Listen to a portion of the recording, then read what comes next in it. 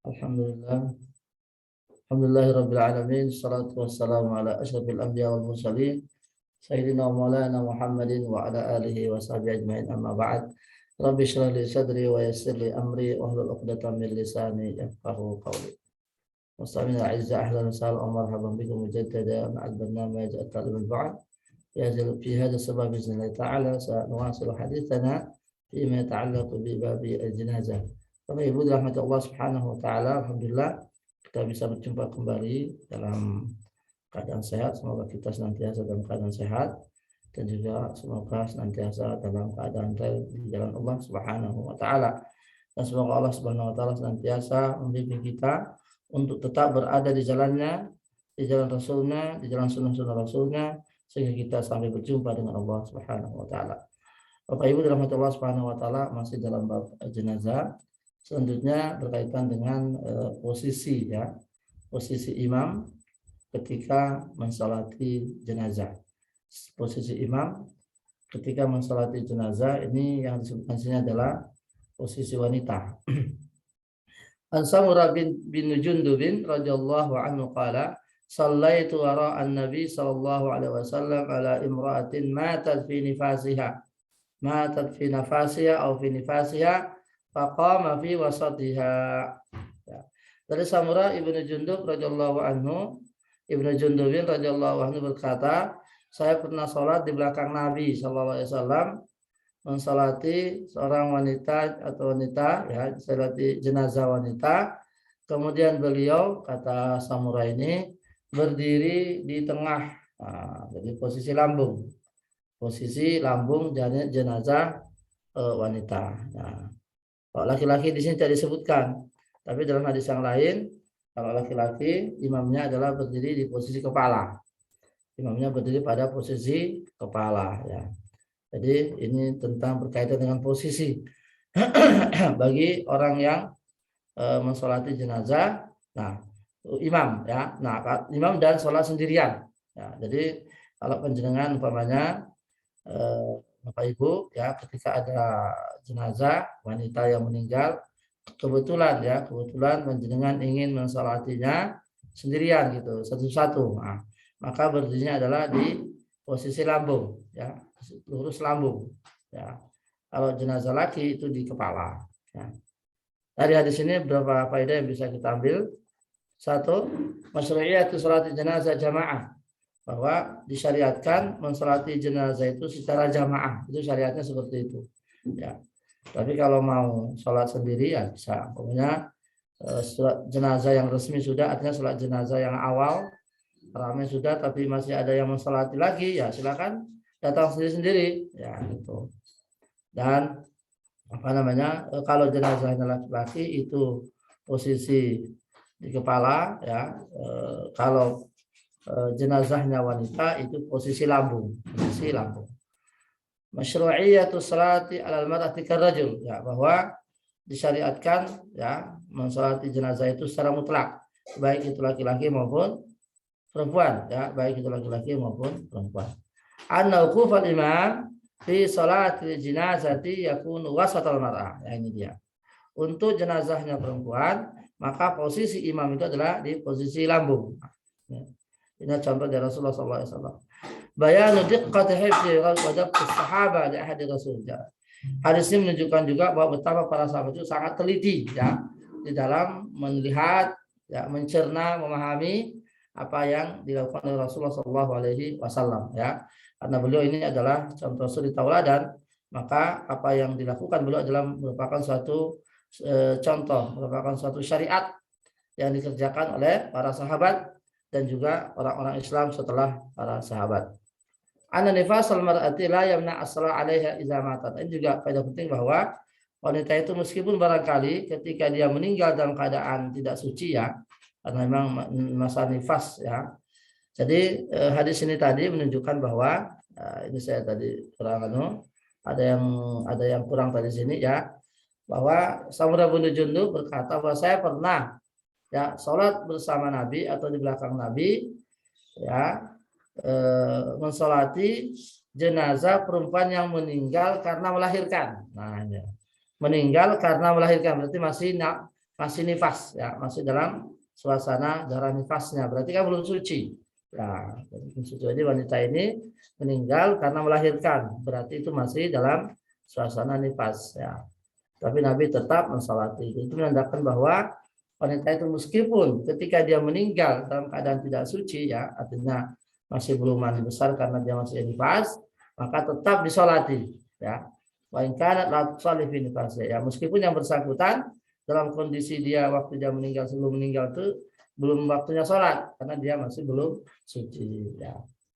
Kemudian faedah lagi bahwa azamatul Islam fi hifdhihi 'alal mar'ah.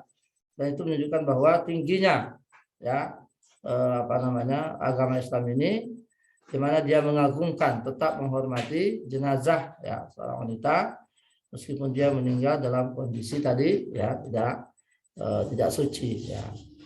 Itu menandakan bahwa dua jenis kelamin ini tetap terhormat, ya, di sisi agama Islam, ya. Ini ada tambahan, ya, ya.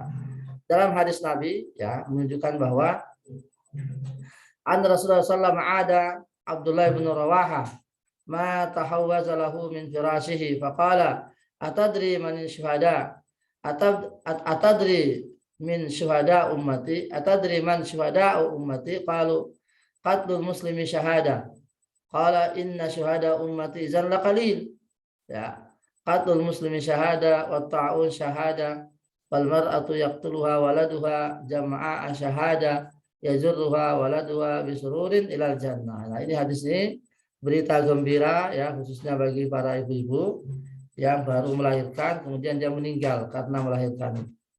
Ternyata itu bisa disebut dengan mati syahid. Nah, ini hadisnya. Bahwa suatu ketika Rasulullah SAW menjenguk Abdullah bin Rawahah yang sedang sakit, ya, kemudian di sana terjadi dialog. Beliau karena ini Rawahah ini meninggal karena bekas perang, ya, karena bekas perang, luka perang itu.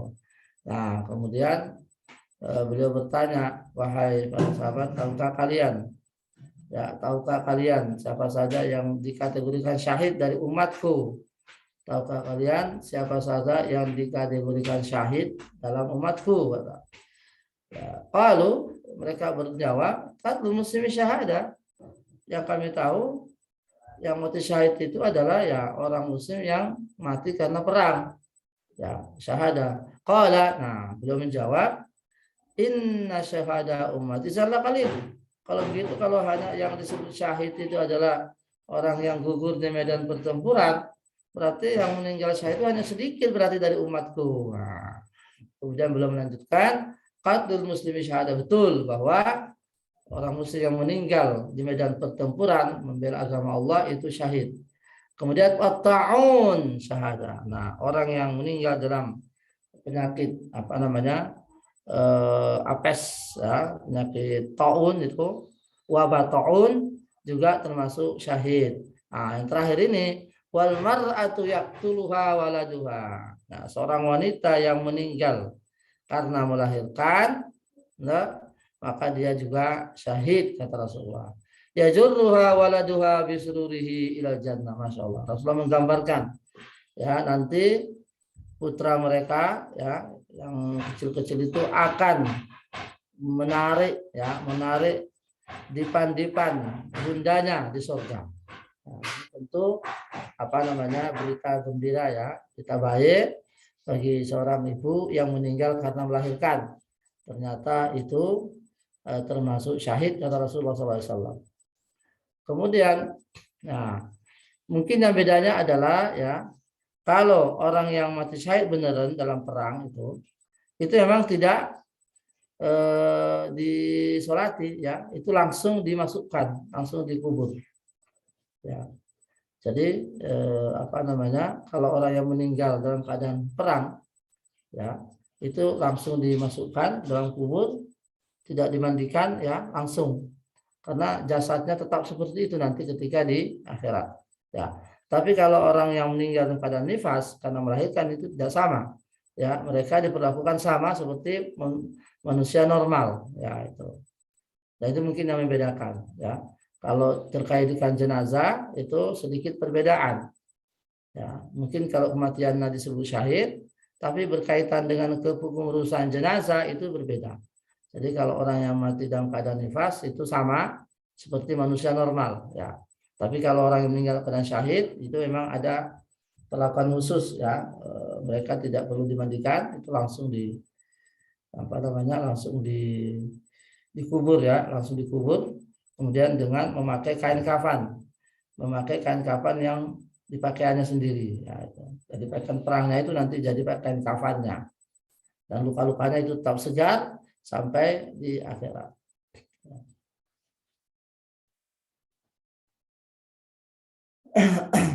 Ya. Kemudian faedah selanjutnya hadis yang berikutnya adalah an Abi Musa Abdullah bin Qais radhiyallahu anhu anna Rasulullah SAW bari'a minas saliqa wal haliqa wasyaqah. Nah, ini hadis berikut ini berkaitan dengan celaan, ya, khususnya bagi para wanita yang biasanya meratap berlebihan, ya, ketika ditinggal mati oleh orang yang dicintai, ya, Ya, Rasulullah Abi Musa Abdullah bin Qais, ya, dari Abi Musa Al-Asy'ari atau Abdullah bin Qais radhiyallahu anhu berkata, Rasulullah SAW bersabda, bahwasanya Rasulullah SAW berlepas diri. Nah, kalau berlepas diri itu kan dosa besar berarti. Ya, jadi kalau Rasulullah ketika ada kata-kata bari'a dari suatu perbuatan, itu berarti perbuatan itu tidak main-main, ya, itu serius. Jadi Rasulullah SAW berlepas diri dari wanita-wanita yang biasa histeris, ya, mengangkat suara, meninggikan suara secara histeris ketika ditinggal mati oleh orang yang dicintai. Wal haliqah, dan juga wanita yang biasa mencukur rambut, membotak rambutnya karena kematian. Wasyaqqa, dan juga wanita yang biasa mencabik-cabik, ya, mencabik-cabik rambut atau mencabik-cabik kantongnya, mencabik-cabik bajunya karena kesedihan. Nah, ini namanya ratapan yang berlebihan, dan ini terlarang dan ini tercela. Dan Rasul berlepas diri darinya, dan ini perkara serius. Jadi khususnya bagi para ibu, ya, jika ditinggal mati orang yang dicintai, ya, jangan terlalu berlebihan dalam meratapi, ya, atau dalam menangisi kematian orang yang dicintai, ya. Karena ini ada ancaman serius dari Rasulullah SAW berkaitan dengan kebiasaan. Ini kebiasaan jahiliyah, ya. Jadi Imam Muslim dalam bab hadisnya itu babu tahrimi darbil hudud wa syaqqil juyub wa du'a bidah wal jahiliyah.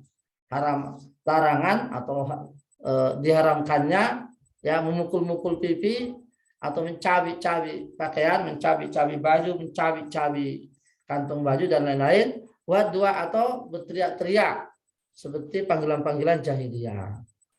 Jadi ini termasuk kebiasaan yang tidak baik yang dilakukan oleh umat jahiliyah, yang seharusnya dihindari oleh orang Islam, khususnya, ya, kaum ibu, karena ini berkaitan dengan kaum ibu. Fikul hadis tahrimun niyaha wal awil wa rafi saut inda wuqu'il maut wal masa'ib ala wajhil umum, ya, diharamkan meratap berlebihan, dan juga mengangkat-angkat suara, meninggikan suara secara histeris. Kemudian juga tadi mencabik-cabik, ya, ketika terjadi musibah, baik itu kematian ataupun yang lain. Nah, jadi baik itu musibah kematian ataupun musibah yang lain secara umum, ya, mungkin ada kebanjiran, apakah itu rumah kebakaran dan lain sebagainya. Intinya musibah yang menimpa, kita tidak perlu berlebihan dalam meratapinya, ya. Tahrimu halqis sya'r, ya. Nah, diharamkan mencukur rambut, membotak rambut karena musibah. Nah, ini juga termasuk yang terlarang. Tahrimu syaqqis thiyab bil masa'ib, ya, termasuk juga diharamkan mencabik-cabik pakaian karena musibah dan seperti kematian dan lain-lain. Anna kulla fi'lin min hadzal af'al min kaba'iriz dzunub. Nah, ini saya ulangi bahwa semua perbuatan tadi ini termasuk dosa besar, karena Rasulullah berlepas diri darinya. Bari'ah itu adalah termasuk kategori ya perbuatan dosa besar jika Rasulullah berlepas diri darinya. Kullu hadil afat tadu ala tasakhut. Semua perbuatan ini termasuk tidak ridha atas takdir Allah Subhanahu wa taala. Tasakhut. Dari atas takdir Allah Subhanahu wa taala. At-tahdzir min at-tasakhut, jadi larangan dari ya sikap yang tidak ridha atas takdir Allah Subhanahu wa taala yang menyakitkan barangkali ya. Apa itu musibah, kematian dan lain sebagainya. Kemudian faedah lagi Bapak Ibu, tahrim musyabahati ahli jahiliyah. Diharamkan menyerupai ya kaum jahiliyah ya dalam hal-hal seperti ini ya. Jadi karena ini adalah adat kaum jahiliyah, jadi kaum Arab sebelum Islam ini ya kebiasaan seperti itu. Khususnya ibu-ibunya ketika ditinggal mati orang yang dicintai itu meratapi secara berlebihan. Kemudian faedah lagi Bapak Ibu, wujubul iman bil qadar khairihi wa syarrihi, huluhi wa murrihi. Wajib hukumnya beriman kepada takdir, baik buruknya, manis pahitnya. Jadi wujubul iman bil qadari khairihi wa syarrihi. Ya, beriman kepada takdir, ketentuan Allah, baik atau buruk, manis atau pahit, itu wajib kita mengimani. Dan kematian itu termasuk takdir. Dha'fun nisa wa qillati tahammulihinna. Jadi hadis ini menunjukkan juga bahwa secara tabiat memang wanita lemah dalam hal ini. Ya. Bukan berarti laki-laki boleh, bukan berarti. Ya, bukan berarti di sini hanya disebut wanita, kemudian laki-laki boleh. Enggak. Jadi biasanya yang seperti ini terjadi pada ibu-ibu. Nah, maka disebutkanlah dia. Bukan berarti laki-laki boleh. Ya, sama dengan umpamanya di dalam surat An-Nas ya, ketika Allah Subhanahu wa taala berfirman, min syarrin naffasati fil 'uqad, ya kan? Aku berdoalah aku berlindung kepada Allah dari ya kejahatan tukang-tukang sihir wanita. Bukan berarti sihir itu hanya berlaku atau dilakukan oleh kaum ibu, bukan berarti begitu. Ya. Jadi sihir itu juga dilakukan oleh laki-laki, ya, tapi kebanyakan. Nah, biasanya yang demikian itu dilakukan oleh ibu-ibu. Nah, sama dengan ini tadi, biasanya meratapi bersedih secara berlebihan itu biasanya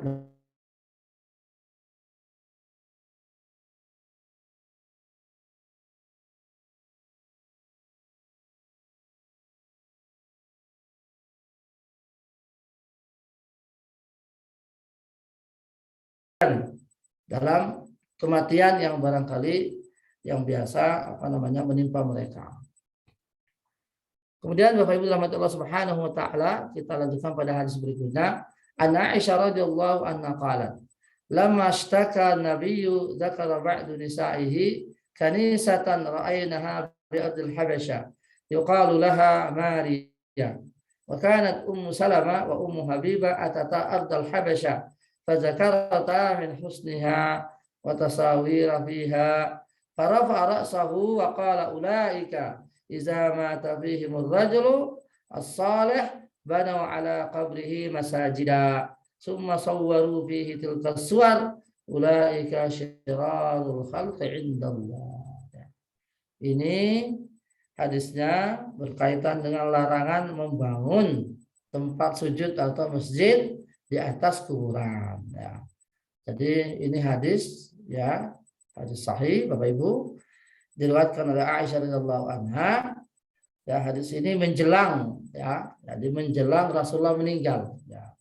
Aisyah bercerita bahwa ketika Rasulullah menjelang meninggal, ya, kita tahu bahwa Rasulullah itu ketika menjelang meninggalnya 5 hari atau 4 hari itu menginapnya di rumah Aisyah saja, tidak di rumah istrinya yang lain. Ya, jadi beliau sudah minta izin ya kepada istri-istrinya yang lain bahwa ingin mati atau ingin menghembuskan nafas terakhir di rumah baginda Ummul Mukminin Aisyah radhiyallahu anha.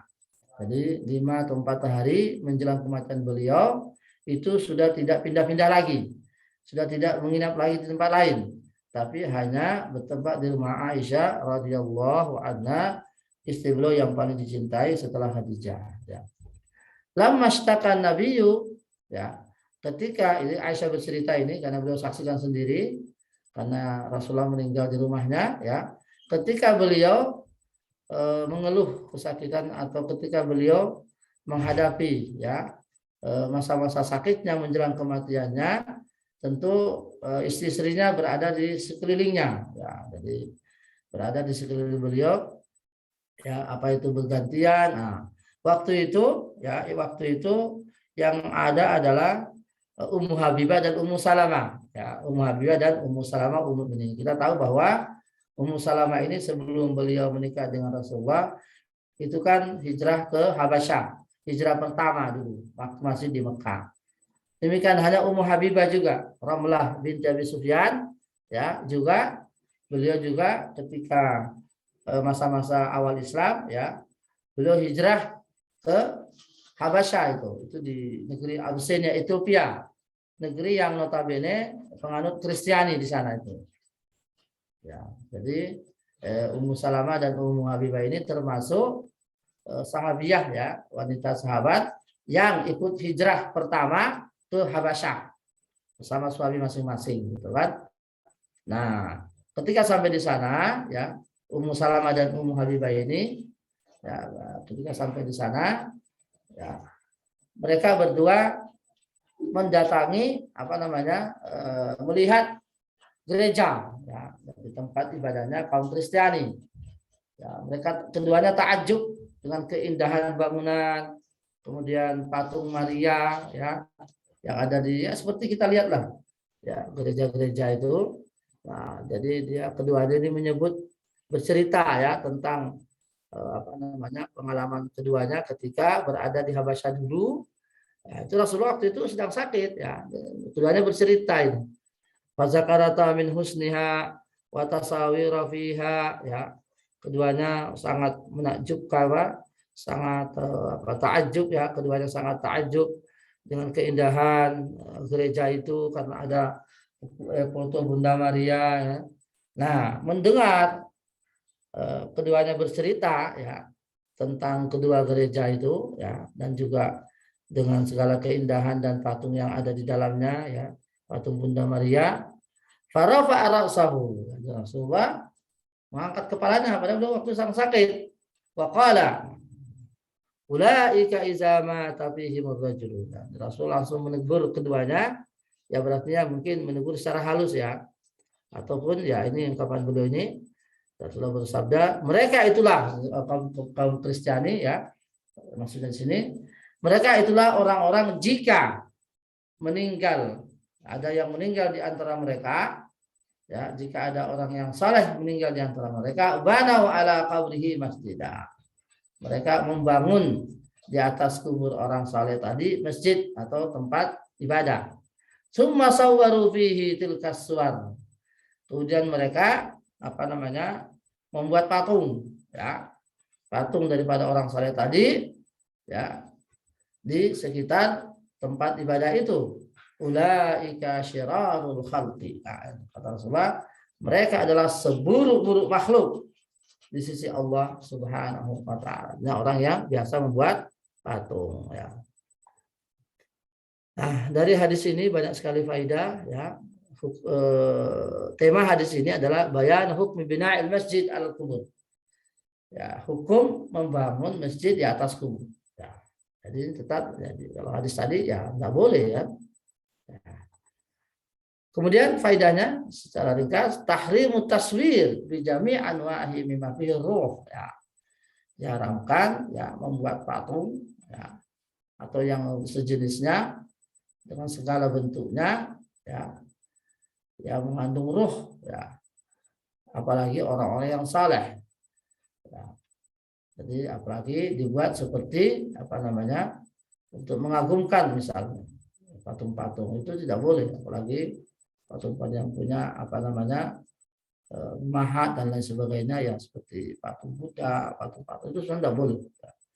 Karena ini adalah larangan keras, kita dilarang untuk membuat patung. At-tahdhir min bina'il masajid 'alal qubur. Ya, larangan membangun masjid di atas kubur. Wa annahu man fa'ala wa annahu min fi'li syiraril khalq. Karena demikian itu adalah salah satu perbuatan makhluk yang paling buruk di sisi Allah Subhanahu wa taala. At-tahzir min as-salati 'alal qubur wa 'indaha wa fiha qabr. Ya, larangan salat ya di masjid yang ada kuburan atau yang menghadap kuburan. Ya. Jadi larangan sholat di atas kubur ya atau masjid yang ada kuburannya di dalamnya. Wa anna dzalika min wasail syirk. Karena yang demikian itu bisa mengarah kepada kesyirikan akbar ya.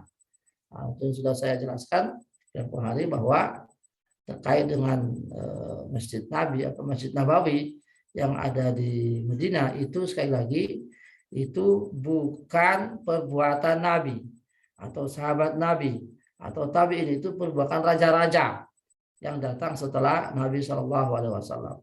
Dan itu sekali lagi asalnya adalah rumah, ya, asalnya adalah rumah itu bukan masjid. Nah, tapi ketika ada perluasan masjidnya karena biasanya perluasannya hanya ke kanan. Nah, ketika di zaman Bani Umayyah itu perluasannya ke kiri sehingga otomatis akan menyentuh masuk ke masjid ya. Jadi sekali lagi itu rumah bukan masjid. Ya, asalnya ketika dibangun pertama juga bukan masjid. Tetap di luar masjid. Ya, itu rumah. Itu kamarnya Aisyah radhiyallahu anha. Tapi karena ada perluasan, kebetulan seorang nabi itu kalau meninggal adalah dikubur di tempat di mana dia menghembuskan nafas terakhir. Nah, itulah salah satu kekhususan para nabi. Jadi tidak boleh diangkat satu jengkal pun tidak boleh diangkat dari tempat dia meninggal itu. Ya. Jadi di situ. Nah, jadi Rasulullah SAW meninggal di kamarnya Aisyah, berarti dia dikubur di kamarnya Aisyah radhiyallahu anha.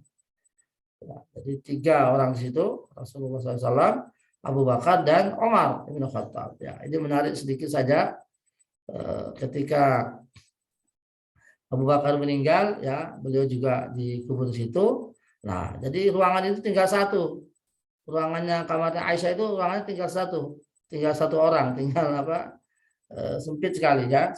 Nah, ketika setelah Abu Bakar juga dimakam di situ, maka Rasulullah Aisyah radhiyallahu anha sebetulnya pengennya juga di situ, ya di samping kuburannya ayahanda dan juga suaminya kan, ya.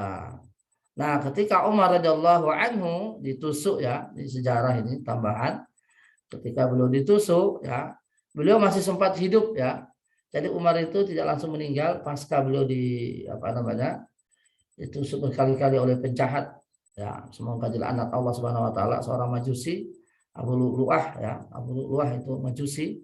Semoga dia dilaknat oleh Allah Subhanahu wa taala yang menusuk Umar bin Khattab radhiyallahu anhu ketika beliau sedang sholat ya, mengimami sholat subuh ya, berapa kali tusukan. Nah, beliau masih hidup sebetulnya sekitar 3 atau 4 hari, 3 hari ya. Nah, setelah beliau dipastikan oleh dokter bahwa ini akan meninggal ya, maka beliau minta izin dulu ke Aisyah radhiyallahu anha. Ya, dia mengirim putranya Abdullah bin Umar untuk minta izin ya, bolehkah beliau ini dimakamkan di samping 2 sahabatnya itu. Maksudnya adalah di samping Abu Bakar dan Umar. Nah, saat datang Abdullah bin Umar, ya putra beliau, ucap salam, ya kemudian ternyata Aisyah radhiyallahu anha Ummul Mukminin menangis itu di dalam kamar, ya, menangis beliau, menangis terseduh karena Amirul Mukminin Umar bin Khattab ya, khalifah kaum muslimin yang sangat ditakuti dan sangat disegani, ini sebentar lagi meninggal. Nah, saat itu Abdullah bin Umar minta izin ya. Jadi perasaan Aisyah radhiyallahu anha ini sangat satu sisi dia sedih sekali atas kematian Umar bin Khattab. Di sisi yang lain ini permintaannya gimana nih untuk diterima, ini sulit sekali diterima soalnya Aisyah juga pengennya dikubur di situ. Sementara itu luas tanahnya tinggal sedikit, tinggal cukup 1 jenazah lagi kan gitu. Ya, ini disebutkan para ahli sejarah.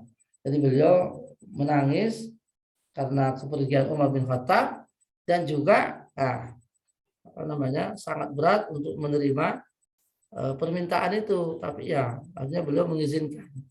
Beliau mengatakan kuntu ujahizuhu li, saya dulu pengennya juga di situ dikubur, tapi ya ini karena permintaan Amirul Mukminin ya tidak diterima. Akhirnya Umar bin Khattab juga dikubur di samping baginda Abu Bakar dan di samping baginda Rasulullah SAW, di samping dua sahabatnya itu. Adapun bunda kita Ummul Mukminin Aisyah radhiyallahu anha, beliau dikubur di luar, ya, beliau dikubur di Baqi, ya, di tempat pemakaman umum bagi warga Madinah. Kita kembali kepada hadis tadi. Jadi diharamkan membangun masjid di atas kuburan siapapun dia, mau nabi, mau wali, mau orang saleh. Nah, jadi itu termasuk perbuatan tasyabuh bil kufar. Ya, ini termasuk dosa besar. Ya, karena Rasul mengatakan ulaika hum syirarul khalq. Itu adalah kebiasaan seburuk-buruk manusia. Nah, jadi kita dihindari. Jawazu hikayati ma yarahul muslim minal munkarat amama al-alim atau talibul ilm atau al-hakim. Boleh seorang muslim itu barangkali menceritakan sesuatu yang pernah dia lihat, meskipun itu bersifat kemungkaran, ya, bersifat perbuatan mungkar, tapi untuk mendapat klarifikasi, ya. Jadi apa namanya, Ummu Mukminin Ummu Salamah dan Ummu Habibah tadi mungkin bercerita tentang apa namanya, gereja itu, ya, barangkali untuk supaya Rasulullah mendengarkan dan memberi klarifikasi, ini boleh apa enggak, ya. Jadi Rasulullah SAW menjawab atau memberi jawaban bahwa itu tidak boleh.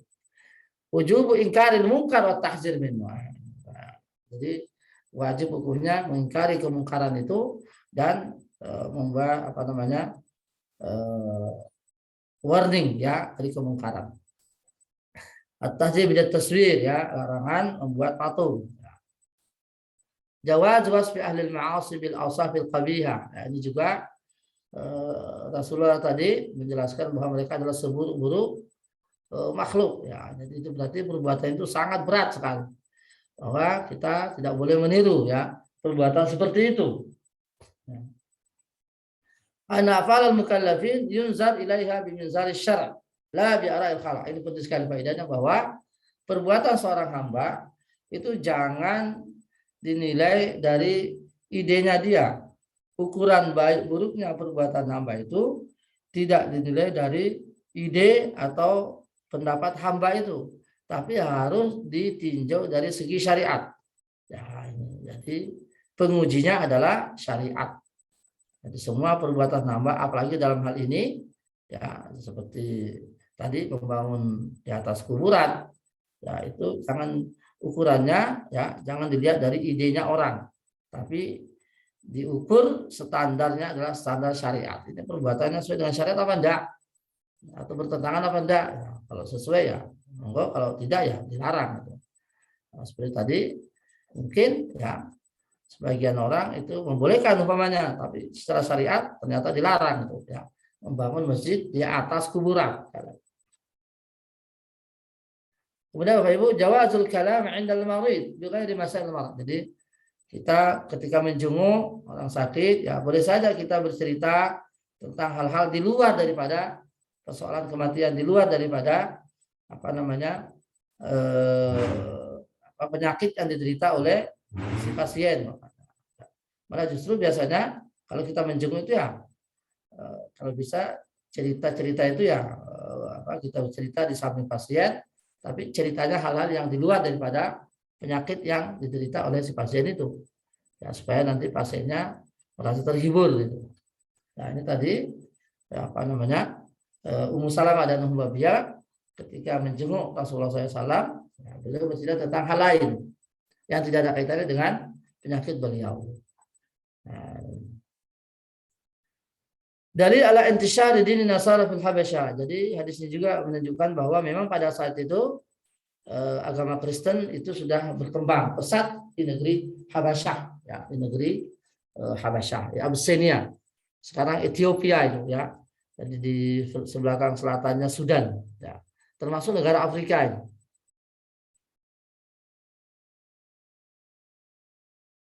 Kemudian faedah lagi Bapak Ibu, al-mubadarah ila bayan hukmil munkar wa in kana maudhi' ijab minan nas. Ya, jadi segera mencegah perbuatan yang mungkar atau segera menjelaskan hukum kemungkaran meskipun kemungkaran itu menjadi objek kebanggaan atau menjadi objek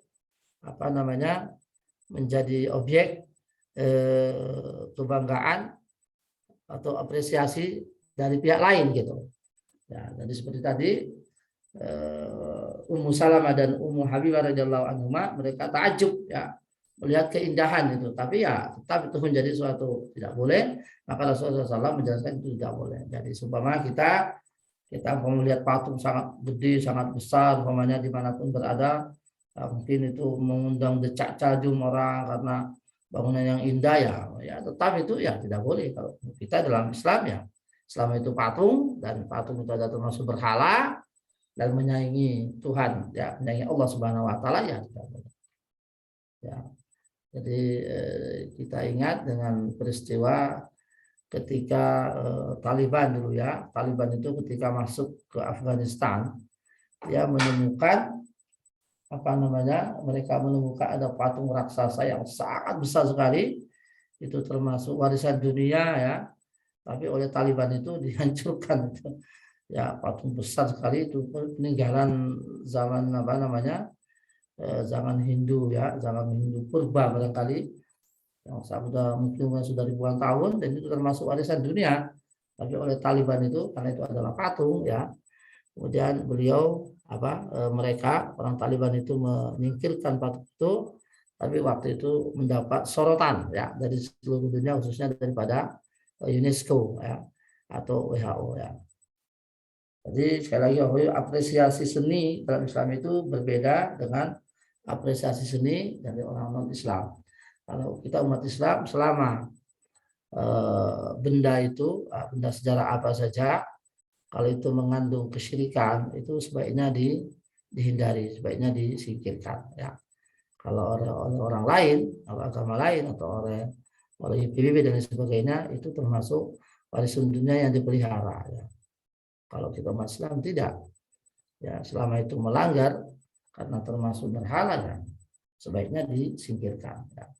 Kemudian ini ada hadis yang lain, Anna Aisyah radhiyallahu anha qalat qala Rasulullah SAW fi maradihi. Nah, ini adalah hadis lagi yang lebih keras ini. Jadi Rasulullah SAW ini berkata atau mengeluarkan statement ini ketika beliau menjelang meninggal ini. Jadi pesan beliau yang terakhir ya, termasuk pesan-pesan beliau menjelang beliau menghembuskan nafas terakhir meninggalkan dunia untuk selamanya. Aisyah radhiyallahu anha cerita ya, jadi kita banyak berkaitan dengan hadis-hadis Nabi yang menjelang meninggalnya itu banyak dari Aisyah. Ya ini saya kira secara tabiat yang begitu. Karena beliau menyaksikan Rasulullah meninggal itu. Rasulullah meninggal di kamarnya. Ini kita alhamdulillah beruntungnya kita punya Aisyah bunda kita yang sangat-sangat cerdas. Ya yang kepalanya otaknya yang sangat bisa menampung ya, bisa merekam ya semua ya tingkah laku dan khususnya sabda Nabi menjelang kematiannya, karena beliau yang menyaksikan ini Aisyah radhiyallahu anha. Jadi tentang jenazah, tentang beliau kain kafannya apa itu kan Aisyah meriwayatkan karena beliau menyaksikan. Nah, dan beliau diberi umur yang panjang setelah Rasulullah meninggal ini, sehingga para tabiin ya orang-orang setelah Nabi itu banyak menimba ilmu dari beliau ini. Nah, itulah ilmu yang kita nukil, ilmu yang kita terima, itulah ilmu yang sampai sekarang ini yang kita warisi ya, yang kita warisi dari Rasulullah itu melalui Aisyah radhiyallahu anha.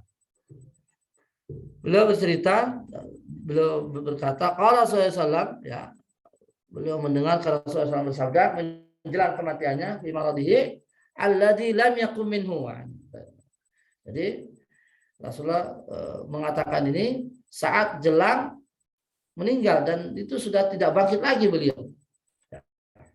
Jadi dari Aisyah radhiyallahu anha berkata Rasulullah SAW bersabda dengan perkataan ya, beliau mengucapkan kata-kata di saat sakitnya sakit yang dimana beliau tidak bangkit lagi. Berarti itu itu berarti perkataan terakhir ya. Setelah itu beliau nggak bangkit lagi. Apa itu perkataan? La'anallahu al-yahuda wan nasara ittakhadhu qubur anbiya'ihim masajid. Allah telah melaknat kaum Yahudi dan Nasrani karena mereka di antara kebiasaannya adalah atau karena mereka membuat kuburan di atas membuat masjid atau membangun masjid di atas kuburan para nabi mereka. Ya. Qalat, nah, Aisyah berkata, laula dzalik, kalau bukan karena larangan ini, kata Aisyah, la ubriza qabruhu. Ya, kuburan Nabi mungkin akan diangkat atau dibangun bangunan di atasnya. Ghaira annahu khasya ayyatakhadha masjidah. Tapi karena khawatir nanti dijadikan tempat atau dibangun masjid di atasnya, maka kuburan beliau diratakan. Jadi kuburan beliau itu rata. Nah, ini sangat penting sekali karena sabda beliau ini adalah larangan terakhir menjelang beliau meninggal. Ya, karena kalau sudah berkaitan dengan kuburan itu nuansa mistisme itu biasanya banyak sekali berkembang di masyarakat ya. Kalau sudah bisa tentang kubur, jenazah, mayit itu kan biasa karena nuansa itu kan mistisme itu biasa berkembang di masyarakat itu ya. Jadi ini pesan Nabi termasuk pesan yang terakhir ini ya, betapa bahwa beliau itu sangat khawatir ya, sangat khawatir tentang kebiasaan orang terdahulu yang membangun bangunan khususnya masjid di atas pusaran atau di atas kuburan para nabi. Masru'iyatul la'nil yahud wal ihbar bi annahum mal'un wa hum ala ijma'in sawa akan lahum dhimma aw ahd am lam yakun li juhudihimul haqq wa adawati. Ya, sekali lagi ini masalah akidah bahwa tidak ada bedanya antara orang Yahudi yang muharib, orang Yahudi atau orang kafir yang berada dalam pengawasan Islam atau orang kafir yang memerangi Islam. Itu dari segi akidah mereka sama saja, sama-sama dilaknat oleh Allah Subhanahu Wa Taala selama mereka ini tidak masuk Islam. Ya, ini Allah yang mengatakan. Ya. Annal yahuda wan nasara humul ladzina takhadu qubura anbiya'ihim masajid. Ya, bahasanya kaum Yahudi dan Nasrani lah yang biasa membangun ya tempat ibadah di atas pekuburan para nabi mereka. Ada ibraz qabr Rasul khasyat ayutakhadha masjidah. Ya, bahwa kuburan nabi itu rata. Tidak ada tumbukan tanah ke atasnya. Ya, karena ini sengaja supaya tidak dibangun sesuatu di atasnya. Tapi kalau sunnahnya sendiri, ya kalau sunnahnya sendiri bahwa kuburan itu ada tumbukan sebagai tanda bahwa itu adalah kuburan, ya sehingga nanti tidak dilecehkan. Ya, anna qabra Rasul ghairu baris. Nah, dari hadis ini kita pahami bahwa kuburan Nabi itu rata. Ya. Kesaksian dari mana? Ya Aisyah yang melihat, beliau tinggal di situ. Ya. Jadi Aisyah itu setelah Rasul meninggal kan dia tinggalnya di situ, di samping kuburannya Nabi. Karena Rasulullah dikubur di kamarnya. Ya, berarti kan beliau tiap malam di situ kan. Nah, belum lagi setelah itu meninggal Abu Bakar, beliau belum masih di situ juga. Ya, jadi beliau melihat langsung kuburan itu. Jadi kuburan Nabi itu tidak tinggi, rata, ya rata. Jadi tidak tinggi. Anna qabr Rasul ghairu baris. Bahwa kuburan Nabi SAW itu tidak nampak ke atas. Hadal hadis aslul lil qa'idah al-masyhura sadduz zara'i'. Hadis ini diambil oleh para ulama dalam suatu kaidah fiqhiyah namanya sadduz zara'i', artinya menutup celah, ya, menutup celah dari suatu perbuatan yang mengarah kepada kemungkaran yang lebih besar. Ya.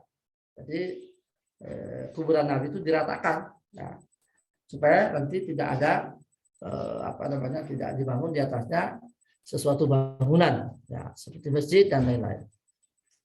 At-tahdzir min fi'lil yahud wan nasara. Larangan untuk meniru perbuatan ya, Yahudi dan Nasrani, terutama dalam hal pengagungan mereka terhadap kuburan-kuburan para nabi mereka dan juga orang-orang yang saleh dan menjadikan kuburan mereka masjid dan lain-lain. Berarti ada larangan dari Rasulullah SAW menjelang beliau meninggal. Hurmat ittikhadu qabri rasuli masjidah wa ma'bada tuqamu indahu ibadah. Diharamkannya menjadikan kuburan Rasulullah itu sebagai masjid atau tempat ibadah yang lain, yang dimana di sisinya itu diadakan suatu peribadatan. Jadi Bapak Ibu, ini larangan Rasulullah SAW jelas bahwa ini menjelang belum meninggal. Ya. Bayanul hukmi wa sababihi ma'at ta'lil wal bayan. Hadal manhaj. Ya, bahwa penjelasan suatu hukum itu dengan sebabnya, dengan ilahnya apa. Kenapa itu diharamkan dan sebagainya. Jelas. Rasulullah SAW ya tadi menjelaskan bahwa begini ini seperti ini tidak boleh. Ya. Anna hadzal hadis min wasaya Rasulil akhirah. Jadi hadis ini Bapak Ibu termasuk wasiat Nabi yang terakhir ya. Wasiat Nabi terakhir ini menjelang kematian beliau wasiat tentang ini. Janganlah menjadikan kuburan itu masjid atau tempat sholat. Ya. Tahrimus salati ilal kubur wa illam yaqsid ta'zimaha. Diharamkan sholat menghadap kuburan meskipun tidak bermaksud mengaguminya. Nah, jadi kalau ada di sebuah masjid ada kuburan di dalamnya, ya jangan sholat di situ. Tapi kalau kuburannya di luar, ya, berarti boleh. Ya, jadi bisa saja umpamanya ada masjid, kemudian di luar masjid itu ada kuburan. Tapi kan ada pagarnya masjid itu sudah ada jadi di luar masjid. Nah, itu bukan kita sholat di depan masjid, bukan kita sholat di depan kuburan, tidak. Ya, jadi itu namanya sholat tetap menghadap kiblat karena kuburannya di luar. Ya, tapi kalau ada kuburan itu di dalam masjidnya, gitu, di dalam masjidnya, apalagi masjidnya di luar, maka kata para ulama itu jika ada masjid ya dan di dalamnya ada kuburan ya maka dilihat dulu mana yang lebih dahulu dibangun. Kalau masjidnya di luar maka kuburannya diambil ya, tapi kalau kuburannya di luar maka masjidnya yang dipindah ya. Nah mungkin yang jadi syubhat adalah yang tadi itu yang kejadian di Masjid Nabawi. Sekali lagi itu rumah bukan masjid ya, itu rumah bukan masjid ya. Dan orang yang sholat di belakangnya masjid itu tidak sama dengan dia sholat menghadap kuburan karena jaraknya jauh. Ya, ini saya tambahkan Bapak Ibu ya. Jadi shaf menghadap ya, shaf yang menghadap ke kuburan Nabi itu jauh sekali ke belakang. Jadi orang itu kalaupun sholat di dalam Masjid Nabawi tidak bisa disebut dia sholat menghadap kuburan karena jaraknya jauh. Jadi ada kamar per kamar, ada dinding-dinding itu yang berlapis-lapis, baru nanti dibuat di belakangnya itu. Jadi kalau jenengan datang ke Masjid Nabawi ya, terus ke arah Raudhah itu ya kan, coba antara Raudhah yang ada karpet hijau itu kan Raudhah. Nah di sampingnya itu kan kawasan rumah atau rumah Aisyah radhiyallahu anha. Nah dalam rumah itulah nanti Rasulullah dikubur kan. Nah orang yang sholat itu masih jauh belakangnya, gitu. Jadi tidak disebut dia menghadap kuburan karena jauhnya, ada lapis-lapisnya itu, ada sampai 5-6 dinding, ya baru ada shaf di sana. Jadi tidak disebut dengan sholat di dalam kuburan atau di menghadap kuburan. Ya demikian Bapak Ibu bahwa sekali lagi terkait dengan kuburan ini memang biasanya nuansa mistisme ya yang berlaku di masyarakat, apalagi itu biasa suatu adat kebiasaan yang sulit untuk dihindari, untuk dilepas ya. Sekali lagi bahwa di dalam syariat itu sudah ada ya aturan-aturannya bahwa ini boleh, ini tidak boleh, sudah ada. Maka intinya kita membaca sehingga kita tidak terjebak dalam hal-hal atau perbuatan-perbuatan yang bisa mengarah kepada pengkultusan individu kepada seseorang yang berlebihan, sehingga kita masuk dalam perangkap ya yang dilarang oleh Rasulullah Shallallahu Alaihi Wasallam. Alhamdulillahirabbil alamin hamdan yuafi ni'amahu fi mazidah ya rabbana lakal hamdu kama yanbaghi li jalali kalimati sultanik. Allahumma shalli ala sayyidina Muhammad aslam radhiyallahu anhu kulli sahabat Rasulullah ajma'in. Allahumma inna nas'aluka imanan da'ima wa rizqan wasi'a wa amalan mutaqabbala wa shifaa'an min kulli da'in wa saqam. Allahumma shfi maradana wa mardal muslimin. Allahumma la shifaa'a illa shifaa'uka shifaa'an la yughadiru saqama. Allahumma 'allimna ma yanfa'una wanfa'na bima 'allamtana wa 'allimna ma yanfa'una warzuqna ilman yanfa'una fid dini wad dunya wal akhirah. Allahumma la tad'alna zamban illa ghafarta wa la hamman illa farajta wa la daynan illa qadaita wa la hajata min hawaijid dunya illa adaitaha lana ya qawi ya aziz innaka antas sami'ud du'a. Allahumma shfi maradana wa maradal muslimin. Allahumma shfi Ahmad Sudiana. Allahumma shfi Ahmad Sudiana. Allahumma shfi Ahmad Sudiana. Allahumma la shifaa illa shifaa'uk shifaa'an la yughadiru saqama. Allahumma shfi maradana wa maradal muslimin. Allahumma rabban nas azhibil ba'sa ishfi anta syafi la shifaa'a illa shifaa'uka shifaa'an la yughadiru saqama. Rabbana atina fid dunya hasanah wa fil akhirati hasanah wa qina adzaban nar. Wa sallallahu ala nabiyyina Muhammadin wa ala alihi wa sahbihi wa baraka wa sallam. Walhamdulillahi rabbil alamin. Subhanakallahumma bihamdika asyhadu an la ilaha illa anta astaghfiruka wa atubu ilaika wal afu minkum. Wassalamu alaikum warahmatullahi wabarakatuh. Waalaikumsalam warahmatullahi wabarakatuh. Matur nuwun Ustaz. Matur nuwun barakatuh. Matur nuwun. Assalamualaikum.